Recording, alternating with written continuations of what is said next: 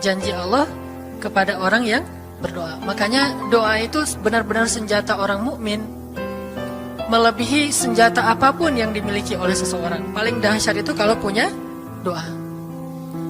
Jadi kalau orang yakin kepada Allah, maka dan keyakinan dia kepada Allah lebih besar daripada keyakinan dia kepada apapun, maka selama dia masih bisa berdoa kepada Allah, dia tenang. Ada masalah dikit, oh Ilahi. Ada masalah dikit, Ilahi. Ada masalah dikit, Rabbi. Terus saja. Ada masalah sepele apapun, minta ke Allah. Ada masalah apapun, minta ke Allah. Dan kata Nabi, janganlah kalian menjadi lemah dalam berdoa, karena sesungguhnya tidak akan binasa seseorang selama dia masih berdoa kepada Allah. Itu hadis Nabi dari Aisyah. Janganlah kalian menjadi lemah dalam berdoa, artinya jadi pundung, jadi putus asa dalam berdoa, karena tidak akan binasa seseorang selama dia masih berdoa kepada Allah Subhanahu wa Ta'ala. Jadi kalau kita masih terus mengharap dan meminta kepada Allah, kita nggak akan binasa, kita nggak akan kalah, kita nggak akan rugi. Dan kata para ulama, segala sesuatu di dunia ini akan pergi dan tidak kembali. Ini clue penting nih, bisa dicatat. Segala sesuatu di dunia ini akan pergi dan tidak akan kembali kecuali doa. Dia pergi dan dia pasti akan kembali. Segala sesuatu kalau udah pergi di dunia ini nggak akan kembali lagi. Kalau pergi di sini maksudnya pergi kepada Allah. Tapi kalau doa pergi ke Allah, dia pasti akan balik lagi kepada yang meminta. Satu-satunya yang pergi ke Allah dan kembali di dunia ini hanyalah doa. Makanya ayat ini kalau kita kasih judul adalah janji Allah kepada hambanya yang berdoa. Allah berjanji, apa kata Allah? Inni qaribun. Aku itu dekat. Maksudnya gak mungkin aku gak dengar doa kalian. Begitu kita berdoa, kita pikir, Allah dengar gak ya? Jangan-jangan kok doa saya belum diijabah, kayaknya Allah gak dengar yang kemarin, saya harus keraskan lagi suara saya. Enggak, inni qarib, arti inni qarib, aku itu dengar banget apa yang kamu ucapkan. Gak usah diucapkan, di dalam hati aja Allah udah dengar. Siapa yang pernah berdoa di dalam hati terus langsung Allah ijabah? Rasulullah. Coba teman-teman buka awal juz kedua. Ayat surat Al-Baqarah ayat 144. Itu gara-gara Nabi ada harapan di dalam hati tapi gak berani ngomong gitu ke Allah. Cuma dipendam di dalam hati doang. Tapi langsung diijabah oleh Allah. Ayat surat Al-Baqarah ayat 144. Allah berfirman, Qad nara taqalluba wajhika fis samaa فَلَنُوَلِّيَنَّكَ قِبْلَةً تَرْضَاهَا فَوَلِّ وَجْهَكَ شَطْرَ الْمَسْجِدِ الْحَرَامِ وَحَيْثُ مَا كُنْتُمْ فَوَلُّوا وُجُوهَكُمْ شَطْرَهُ وَإِنَّ الَّذِينَ أُوتُوا الْكِتَابَ لَيَعْلَمُونَ أَنَّهُ الْحَقُّ مِنْ رَبِّهِمْ وَمَا اللَّهُ بِغَافِلٍ عَمَّا يَعْمَلُونَ.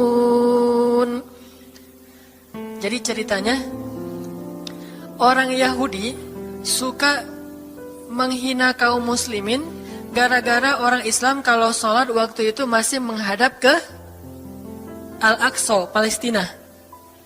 Jadi kata orang Yahudi itu, lihat orang Islam mah fake, suka niru. Kita sholat menghadap Al-Aqsa, mereka sholat menghadap Al-Aqsa. Berarti agama mereka itu adalah agama yang meniru agama kita, nggak original. Sering diperolok-olok, setiap kaum muslimin sholat dihina sama mereka. Akhirnya Nabi ngerasa sedih. Wah, gimana ya caranya? Sehingga setiap sore Nabi berdiri di suatu bukit, kemudian lihat ke langit. Cuman nggak ngomong, gini aja ke langit. Membatin. Bayangin, pernah nggak teman-teman membatin ke Allah? Ini yang harus kita coba lakukan. Belajar membatin kepada Allah. Itu romantis banget. Jadi duduk sendiri. Allah, ngomong gitu dalam hati.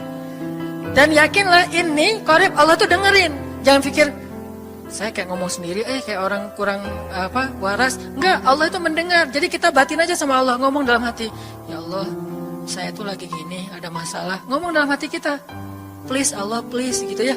Nah, itu kalau kita membatin, inni qaribun wa asirru qaulakum aw ijharu bih innahu alimun bidzatis sudur. Jadi Nabi nggak enak mau ngomong, ya Allah, tolong dong pindahin kiblat dari Masjidil Aqsa ke Masjidil Haram. Soalnya daripada dikata-katain melulu sama orang Yahudi, mau ngomong kayak gitu tuh nggak enak sama Allah. Malu Rasul ke Allah. Masa kiblat aja minta dipindahin. Akhirnya Nabi cuma ngelihat ke langit aja tiap hari. Udah selesai, pulang. Besok lihat lagi ke langit. Turunlah ayat ini. Sesungguhnya kami telah melihat bagaimana kamu selalu menengadahkan wajahmu ke langit. Maka kami palingkan kiblat ke arah yang kamu sukai. Coba lihat. Turun wahyu untuk merespon doa Nabi yang bahkan belum diverbalkan. Belum diucapkan dengan kata-kata, tapi Allah udah ngerespon. Gimana caranya biar kita bisa kayak gitu? Lihat seorang cewek cantik, kayaknya kerudungnya soleha gitu ya. Kuliahnya di UIN misalnya. Atau di pesantren mana gitu. Ternyata pas kita tanya-tanya ke teman-teman kita, oh dia tuh lagi belajar Al-Quran di masjid. Sekarang lagi hijrah banget. Bahkan udah hafal juz amma, juz 30, Masya Allah. Terus dalam hati, aduh, ini kayaknya cocok menjadi ibu bagi anak-anak saya. Wih. Tapi dalam hati kan nggak berani ngomong nih. Tiba-tiba dapat berita, dia masih jomblo juga loh, belum ada apa-apa, nggak ada ikatan sama siapa-siapa. Oh gitu, membatin lagi, ya Allah, bisa nggak ya saya datang ke rumah dia. Tiba-tiba kita ngelewat, ketemu dia lagi benerin motor, lagi parkir motor depan rumah dia. Si Neng itu ternyata rumahnya di sini. Ternyata tetangga. Ada aja jalan tuh Allah mempertemukan. Allah tahu isi hati kita. Bisa nggak caranya sespontan itu? Gampang. Pengen sesuatu, Allah kasih. Padahal kita belum minta. Ini kan keajaiban doa nih. Cuman kita seringnya ngerasa udah minta berkali-kali kok nggak dikasih-kasih. Kita belajar sekarang. Rasul nggak usah minta pakai verbal, cuman membatin doang dalam hati, Allah udah ngasih. Pernah nggak teman-teman ngerasa kayak gitu? Ada kepengen sesuatu, tiba-tiba terwujud. Pernah kan? Tapi kepengennya yang baik-baik. Pengen misalnya, aduh, saya pengen banget umroh, cuman mau ngomong kayak gitu mah, saya mah orangnya kayaknya nggak mungkin bisa umroh kalau ngandalin harta. Orangnya nggak mampu, kerjanya juga pas-pasan, gimana mau umroh untuk makan aja susah. Tapi pengen banget dalam hati kita.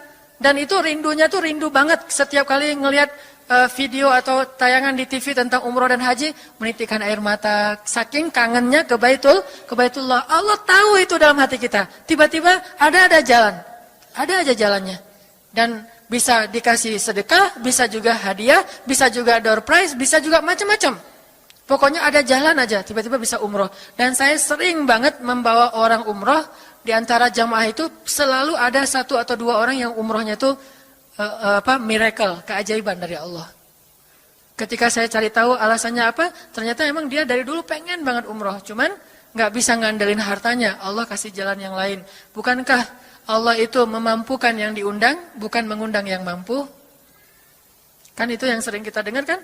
Allah tidak mengundang yang mampu, tetapi memampukan yang diundang. Kalau udah Allah undang, pasti mampu. Kalau Allah nggak ngundang, walaupun dia mampu, nggak akan bisa. Jadi Allah bukan mengundang yang mampu, tetapi memampukan yang diundang. Sehingga kita kalau hati kita kayaknya pantas diundang, Allah undang tuh. Begitu juga dalam urusan rezeki. Aduh, saya pengen kerjaan yang kerjaannya itu lebih halal, lebih nyaman, bisa sholat berjamaah tepat waktu, ada waktu juga buat keluarga, bisa juga berdakwah ke teman-teman. Akhirnya membatin kita itu karena kuat banget, Allah wujudkan. Ini artinya Allah qaribun, Allah maha dekat. Sehingga kalau kita pengen doa kita itu powerful, belajar dari as-siqah billah. Tips pertama adalah as-siqah billah. Percaya deh sama Allah.